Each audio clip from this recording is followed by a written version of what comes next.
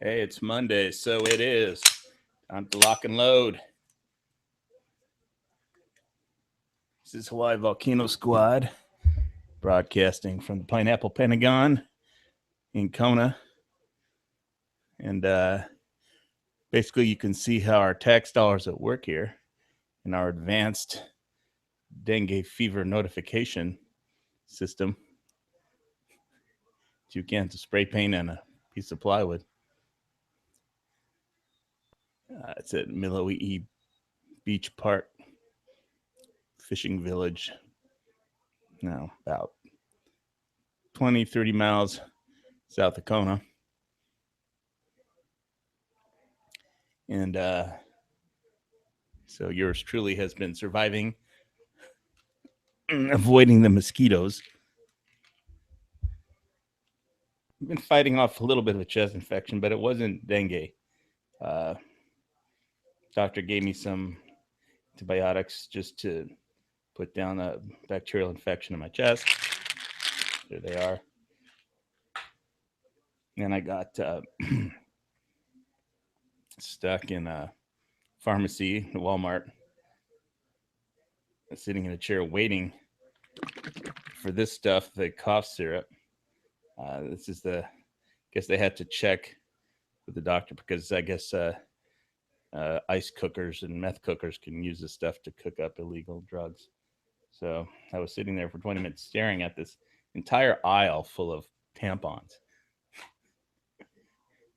And all I could think of was, some bushcrafters saying that those are good for bullet wounds. But anyway, so did want to talk a little bit about this weekend. There was a season 5 version of the new reload of Hawaii 5-0 called Doomsday. And we're in season 6 now, but I guess this was a rerun. And so before we get onto the 7 and 6 ban that is being challenged in court, just wanted to talk about this a little while since we're here dodging mosquitoes. Basically what Slate wiper is like the zombie apocalypse would be a slate wiper. It's a virus that kills everyone on the planet, more or less. So these are in the episode after it started out with the plot is some terrorists kidnap a patient with avian bird flu, specifically a strain that's 85% deadly, because they want to weaponize the avian bird flu. And so they knock over an ambulance, steal the patient, and also a Hawaii University medical researcher, and hold his family hostage. And that's where they start out with your typical anti-gun liberal politically correct thing, where they go in, the McGarrett goes in and shoots it out with the some terrorists that are holding his family hostage, the medical researcher, because they needed leverage to get the guy to weaponize the avian bird flu. So they're shooting it out, some guys in there that you don't even see with automatic weapons who are basically terrorists. And, so I guess McGarrett's substitute father goes in the back with the Glock. You hear a couple shots, and then he says, "Clear." And McGarrett says, "Well, who are those guys?" So, and I guess the character says, "I don't know, but they were pro-gun." So, you just can't win sometimes on these network shows. But anyway, I just want to discuss what the threat is. This asymmetric warfare from groups like ISIS. What there is. What I thought was interesting about the plot was, what the threat was. There's a lot of terrorist organizations from all around the world that have come and gone. over the years, but the people that work for them are still around, and they're just now like professional for hire terrorists. And so that's what this plot was. Some terrorists got hired to do this, and uh, so I didn't even know what a slate wiper event was, which was like a zombie virus. But and in this plot, they use bees to after the weapon is after the avian bird flu is weaponized and basically freeze dried, and they use bees that they ship to different parts of the world to spread the bird flu. And thought it was interesting, especially because I was dealing with the respiratory illness at the time. Anyway, and I had gone pretty much 2 weeks without sleeping, because when you have like a chest congestion where you have basically mucus in your chest, and you can't lie down, you can't lay on your side because the mucus moves, and then you start coughing, so you can't sleep unless you can sleep standing up, because you have to stand up to breathe. So anyway, which has made it hard for me to do shows, but now I'm kind of recovering. So in between the antibiotics and the cough syrup, the meth cooking, I said cooking cough syrup that I don't even know how to cook meth, and I don't want to know, but I just want to be able to sleep at night, and this stuff will knock you out. And so that's what I'm using it for. But anyway, I thought it was pretty interesting, because I don't think most people are, have even given too much thought, aside from maybe one episode of Doomsday Prepper, that they dealt with avian bird flu and biological attacks. But I think, I don't think anybody's going to build a biodome, but it's basically, and in that episode, I just remembered some hazmat suits and people, using staple guns and plastic sheets on their, windows and doors, but to keep biological attack things out. So I thought the whole episode was interesting, of course. And like I said, we are under CDC attack. On the Big Island here, we've had 181 confirmed cases of dengue fever, and I'm not one of them. So, although I thought I might be, but I'm not, according to my doctor. So, but I may turn into a zombie before the end of this broadcast. So we'll see. Okay, so I wanted to go into, let's see if there's any, you look at the comments before I switch to the 7 and 6 ban that is being challenged.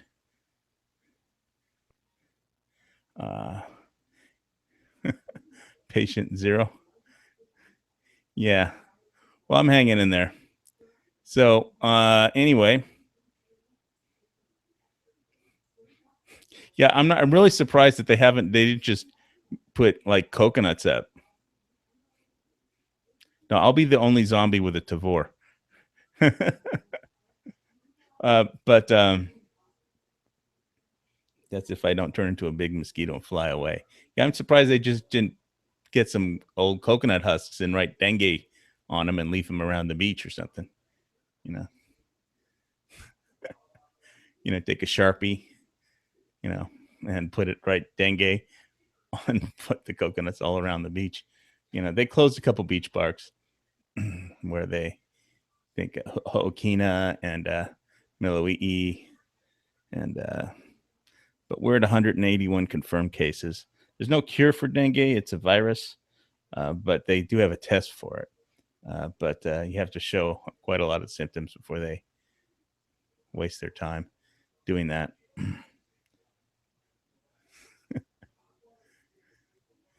So anyway, I posted, and I'll post it again.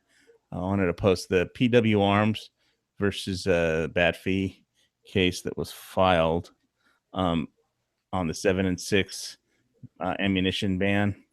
That's 5.45 at 39 millimeter ammunition, manufactured in Russian or former Soviet bloc countries, classified as armor piercing by the BATFI.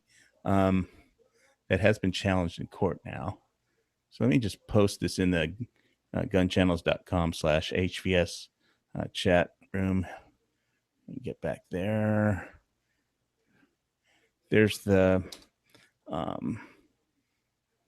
there it is. I just put a link there. And there's also a link to that in the exterior. If you're on the exterior YouTube, there's a link for that in the video description. PW Arms versus ATF PDF. And anyway, let me do a screen share. Make it simple. Yeah, that is a pretty lame sign, though, you know. But it's Hawaii, so.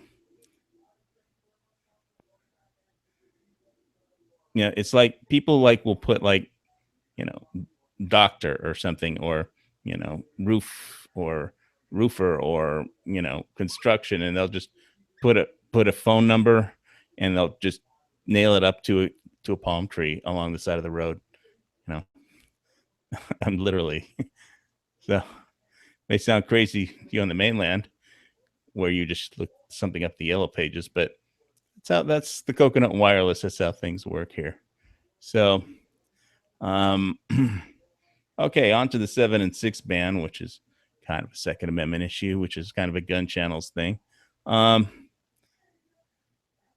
So here's the relief they want. To hold unlawful and set aside ATF's reclassification of 7 and 6 ammo as armor piercing as arbitrary and capricious and not in accordance with federal law. And basically, they're also suing for almost $3 million in damages to their business, which I'm assuming they had a ton of 7 and 6 that they bought that they could no longer sell. And here's the at the bottom, there's the denial of their claim for, you know, for $2.9 million, you know, just under 3 mil under the Federal Tort Claims Act. So anyway, this was, let's go back to the top. This was filed a while ago, actually, but it takes us a while down here at the bottom to hear about these things sometimes.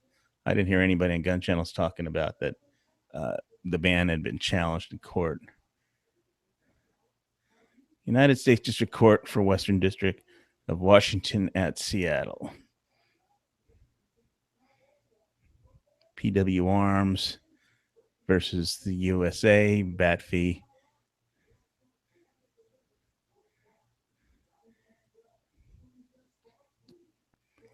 And this is a tort to make the party whole because they got stuck with all the 7 and 6 ammo that they can't sell.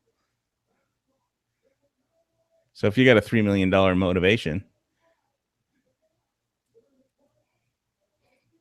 I guess somebody's going to pay for it, which somebody means the American people, but you know, it's too bad you can't give Obama the bill, or the Democratic Party, or Hillary.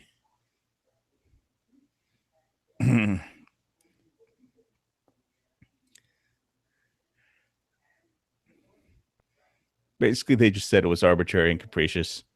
They just wanted to ban it, so they banned it.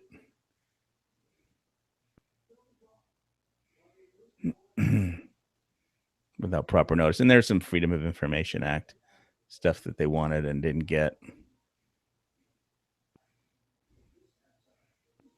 Anyway, have a look at this document. It's pretty interesting.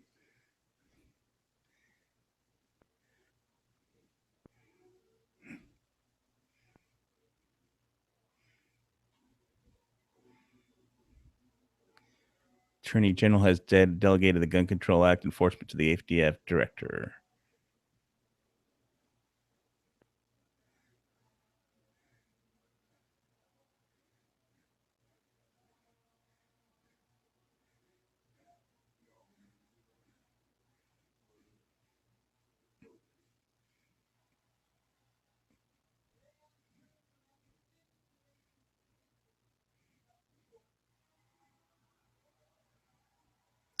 The standard is narrow, but the court must not rubber stamp administrative decisions that are inconsistent with the statutory mandate or that frustrate the congressional policy underlying a statute.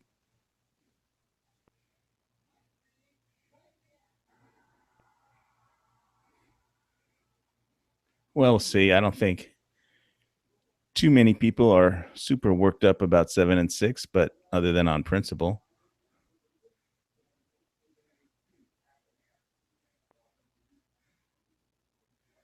Us Second Amendment advocates get more worked up than your average citizen, I guess, over this type of thing. It's when it's just because when people like today and yesterday they had like the AME church where the shooting happened. They had and Congress, and they have these hearings and meetings of how they want to use medical research to categorize gun violence as a disease, and how they could treat a disease, and you know basically everything they're proposing is a set infringement on the Second Amendment, which specifically states that they're not allowed to infringe at all. So why would we want to discuss infringements of our rights that are already being infringed by for political reasons? Anyway, so here we are. Here's the lawsuit. Anybody has any comments? I'll take a quick look.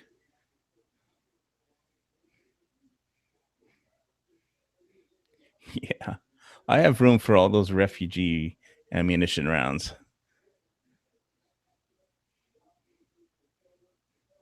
Fleeing the tyranny of the Soviet Union.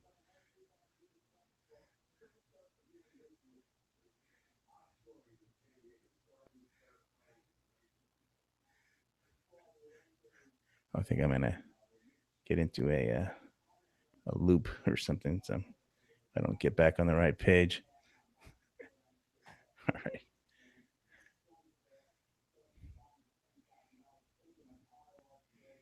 PWA incurred customs broker expenses to process 2 containers and to arrange transportation from Norfolk's to PWA's warehouse in Apollo, Pennsylvania.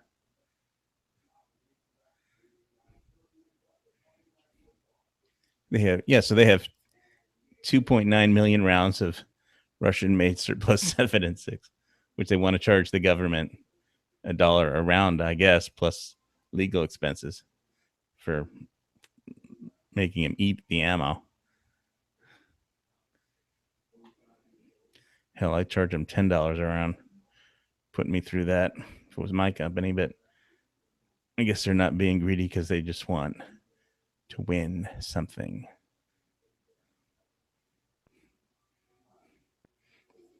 Dear Mr. Prineas, you recently inquired about a shipment of 5.45 by 39 ball ammo being imported from Germany. You informed me that the shipment was detained due to ATF requesting a metallurgy test on the ammo.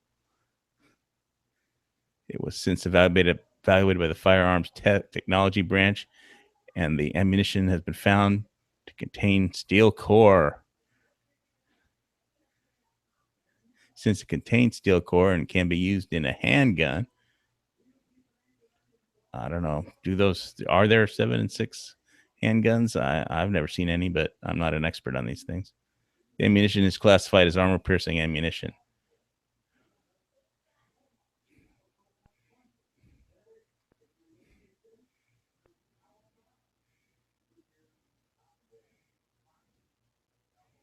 You have 3 choices: abandon the ammunition to CBP, export the ammunition. So not only are they telling them they can't sell it, they're telling them exactly what they have to do with their own property that they pay to import. I mean, shit.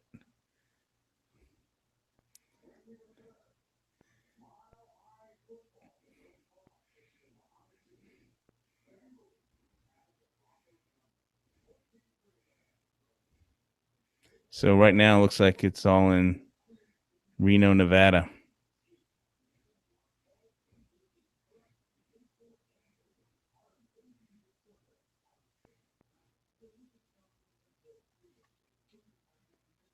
There was no notice that they intended to reclassify it, the ammo, blah, blah, blah. All this legal stuff. I'm sure they asked for freedom of information on the tests of this ammo. And then they're going to go into show us a handgun that fires this stuff.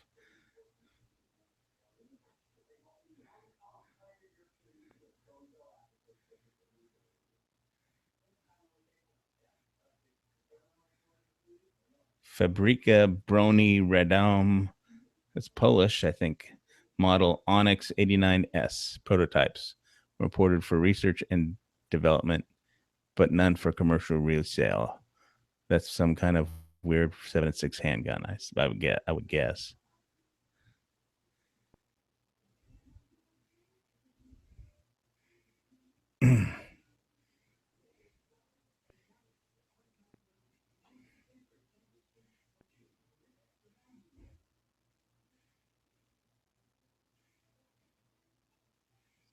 So the ATF, pulled permits, and we did approve the ball ammunition for PW Arms.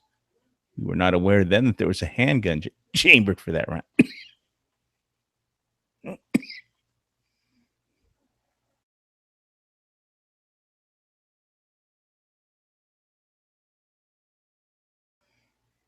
Sorry, better chug some more cough medicine.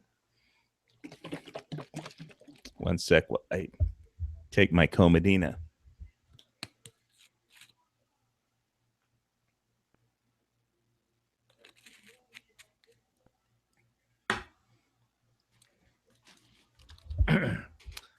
Took a hit before this chat started, but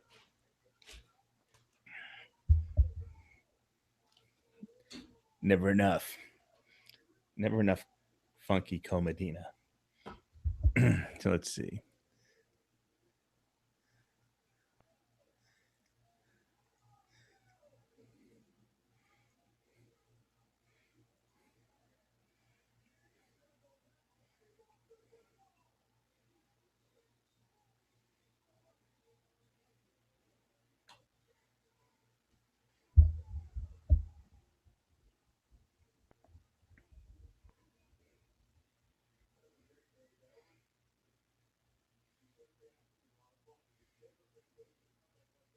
So the ATF did a search and found no handguns available of actually firing this ammo. So they banned it anyway because they wanted to.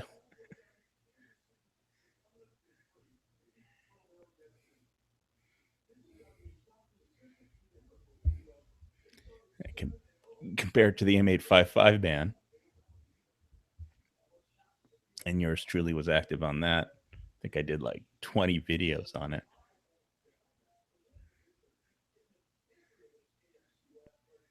So here we go. It's another ban,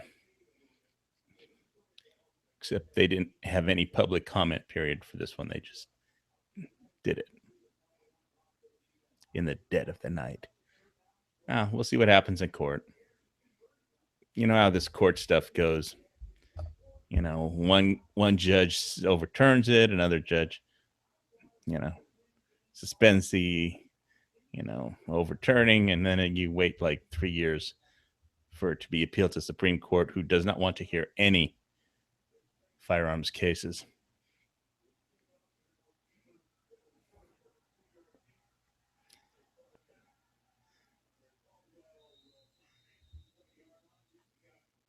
There's 6 million rounds in Hamburg, Germany still.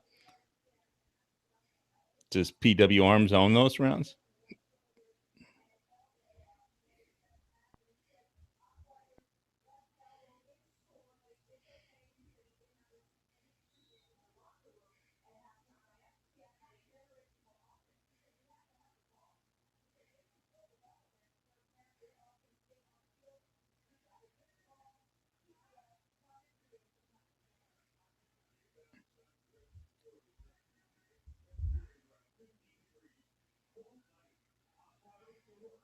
So Red, that's Polish firearm company. I'm pretty sure. Am I correct about that, guys? Fabrik, that means factory. Radom, that's a Polish factory. I think it's a town and the name of a firearm.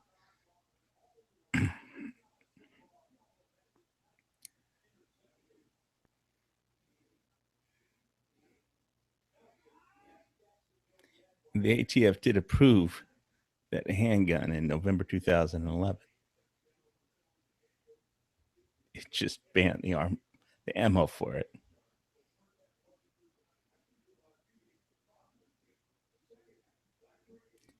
It approved the handgun probably so it could ban the ammo. Fucking regulators. This is our government at work. I think the guy who we paid to paint that sign that about the dengue fever did a better job than these bat feet did. Put the sign back up.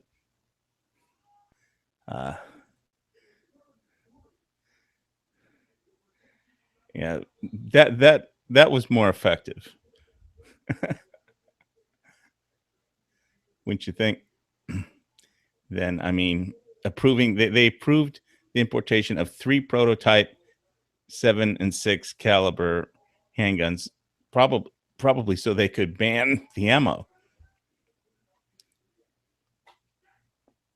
And we'll see what happens in court. I'm just tired of every Second Amendment issue going to court, clogging it up, and most importantly, we just watch around waiting, sit around waiting for something to happen in court, you know. And it's a death by 1,000 cuts or mosquito bites or whatever. I'm gonna get a coconut and husk and just get a Sharpie and write dengue fever on it. Take some pictures and put them around. Send the government a bill for it.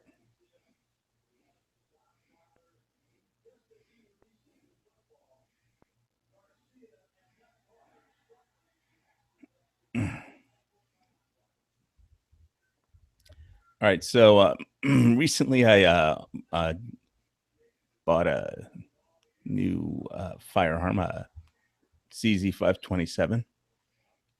Waiting to get the permit number so I can pick it up. The FFL is waiting to get the permit number so it could transfer to me, actually. So I'm gonna link something else here real quick. Let's see.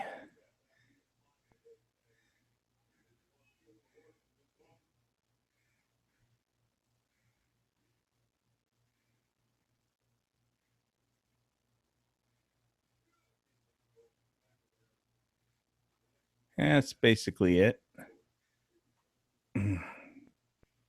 I'll link that in the gunchannels.com/HVS chat.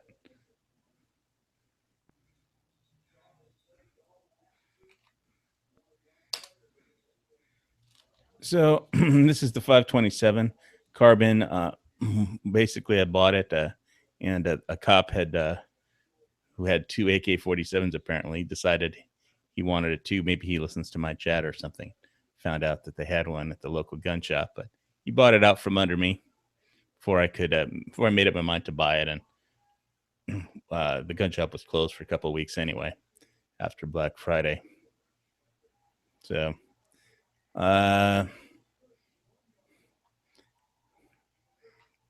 but yeah, there's an issue with where the ring mounts on this come. It's pretty far back, over the receiver there, compared to how they are on some other rifles. So you have to have a scope that kind of works with it if you want to have enough eye relief and be able to form a cheek weld and have it worked right. So, but I'm looking forward to getting this. It's got basically it comes with the basic trigger pull on it is like 4.5 pounds, but if you push it forward from behind the trigger from behind, it turns into like a 1.5, really nice, super light trigger. and you barely touch it. So, but this one's chambered in 7.62 39, AK ammo. So I've got tons of that for my AK. And so if you're on state lands hunting boar or whatever, or sheep, you have to have either hollow points or soft points. Nowadays, with the new 2015 hunting rigs that they kind of stealth issued without posting it on the internet or telling anybody about them. But anyway, so I'm looking forward to getting out and shooting with this. I haven't. It comes with iron sights and these ring mounts, so I'll probably get the loophole. Somebody also linked a couple different options, but loophole, that's a pretty good rep for nice optics. It's designed to shoot out a couple 100 yards. Pretty much, it's what they call it, a bush gun. But I was looking for it. I don't even have any other bolt actions rifles, so I've got an AK, a Tabor, shotgun, Benelli, but I don't have it's gonna be my first bolt action rifle. So it's cold hammer forged. It's basically just another manufacturing technique, but don't need to get too excited about that. They're supposed to be pretty consistent in how they come out when they use that method. But CZ has a pretty good rep, and basically I've been talking to people, and they say you get really very tight groups with this. So it comes with a 5-round capacity magazine. There is, if you don't want to use these particular scope rings, there is available. CZ makes a Picatinny rail that fits on there. They when I looked on the website, they're out of stock and they're closed until the 4th of January for the holidays. So I would have picked it up today. It got into town for Christmas, but it takes the firearms clerk, a long time to come up with a number. They got a new clerk, and he's slower than the old clerk. But that's just the government for you. So he can't transfer it without the Hawaii number for the firearm being issued. So they'll get to it when they get to it, I guess. There must be a lot of gun sales going on to keep them that backed up, or they just slow and suck shit. But well, I can shoot my AK for 100 yards, and hit the steel, make the steel target go ping.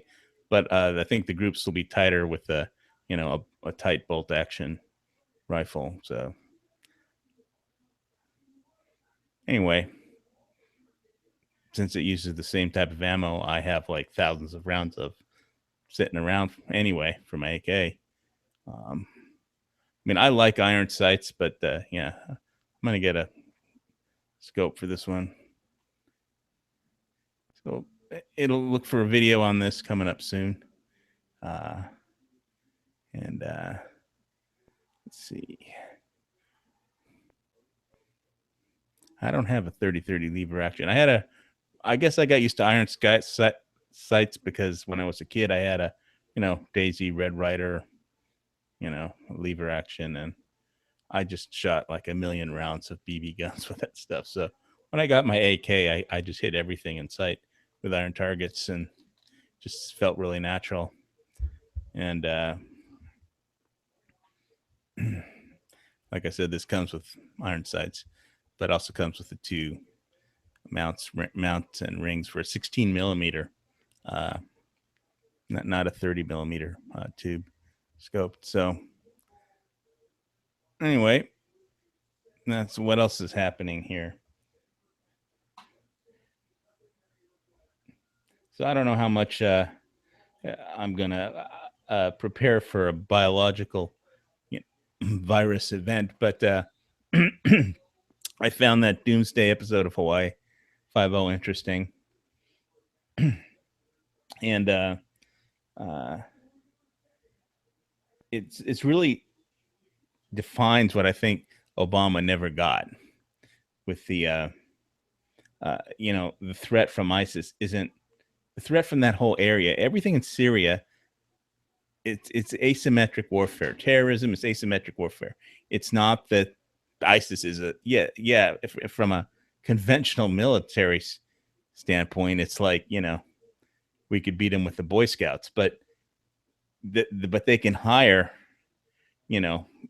terrorists that are networked through the internet from around the world who will do terrorism for pay, and they come up with some evil you know uh, slate wiper plot to kill billions of people somehow, one way or another. And that's the threat. It's a terrorist threat. It's not a conventional threat. It's not even a nuclear threat. You know, those aren't the only two threats that in the world. Um, economic, nuclear, and conventional. Those are pretty standard, threats that big countries think about, but they're not like a threat that ISIS would think about or a terrorist. You have to think asymmetric, and our president doesn't do that. And now I watched President Obama, and it's out on the YouTubes right now. The Bear Grylls and President Obama in Alaska by the glacier in the park. Where he cooks him a salmon he found that was partially eaten by a bear. I think that if it wasn't for the fact that Obama was just a bad president, who was, just messing up on foreign policy, economic policy, and screwing over the Constitution. If he was just a guy that he's like your neighbor, you could probably get along with him. But as president, he's god awful. So, but I did watch the Bear Grylls and President Obama. It was just a cookout in front of a glacier that had melted, I don't know, 100 yards from where it was a few years ago. And Obama pitched his global warming stuff. So, it's fun to watch. But I would have prayed for America, not for President Obama, because America could use the help. And I'm looking forward to a Republican president soon. Please get out there and register to vote. So anyway, as far as what, I don't know. I don't think I'm going to go too much in the way of preparing for a biological slate wiper event. I might get a few rolls of plastic and a staple gun next time I'm at Lowe's or Home Depot. That's about it. I'm not going to build the biodome. Although, I mean, there actually is one that they're practicing for Mars missions up on Mauna Kea.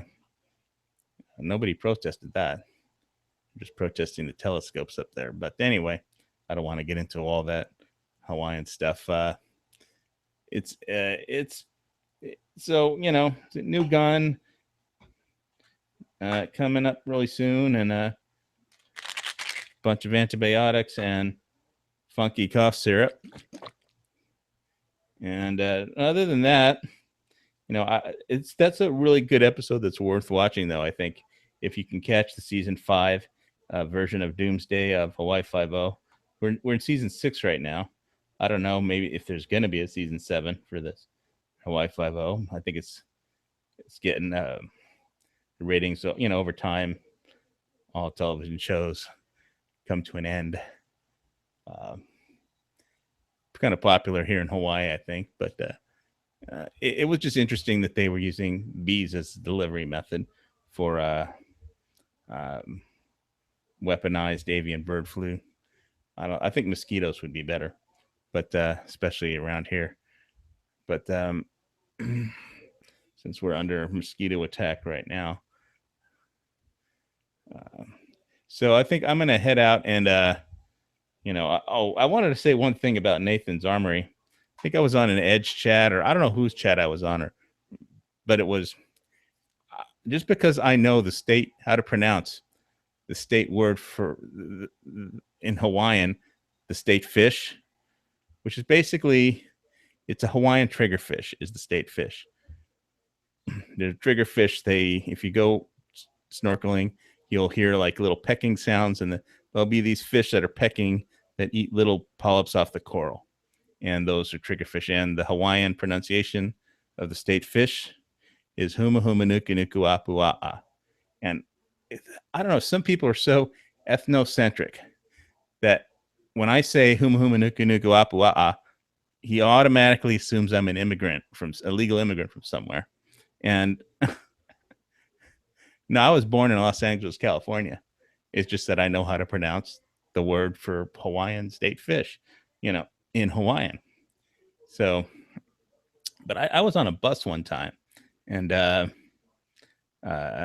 somebody, I was taking it was just going to from one park to a trailhead to another park. It was taking some hikers, and I think Pfizer or some I forget Eli Lilly, some big biopharm pharmacy has a big plant like in Thousand Oaks. I was visiting my folks, and so a lot of people from India actually work there at that plant. And so somebody was speaking Indian or Hindi or whatever the language was. It wasn't English. It wasn't Americanese. So which pissed off somebody on the bus who was just upset that people don't speak English. Why doesn't everybody in the world speak English? And how dare they come and speak some other language?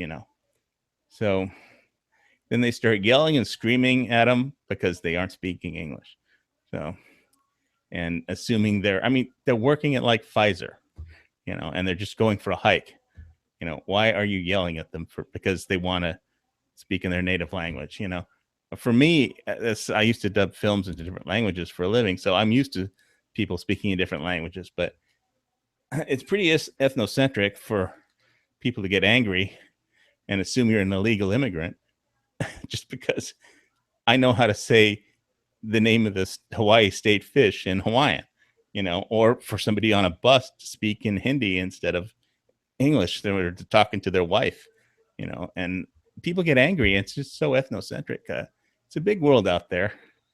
And, if we team up with other people, we'll be a lot better off. So, um, as long as they don't bring dengue fever and let Hawaiian mosquitoes bite them, because that's apparently what the problem was. So we got some pissed off Hawaiians that are blaming the Iron Man or whatever, because that's about when this whole thing started. So I don't know, but CDC is here painting signs, and I'm gonna find some coconut husks to write dengue on, and that ought to be worth a laugh or two out of some people. And so I'm gonna head on back to my fish and poi, and try and get out a CZ527 video as soon as I get it into my hands. And do you guys want me to do a patch giveaway today, or anybody out there in gun channels wants me to do a patch giveaway?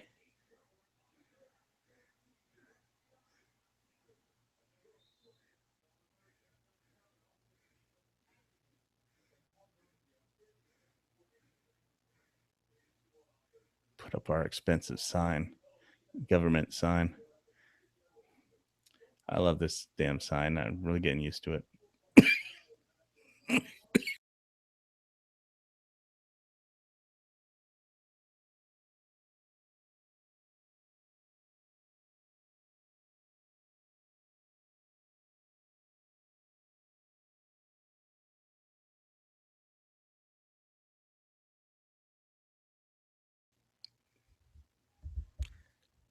All right, I think everybody has all the patches they need.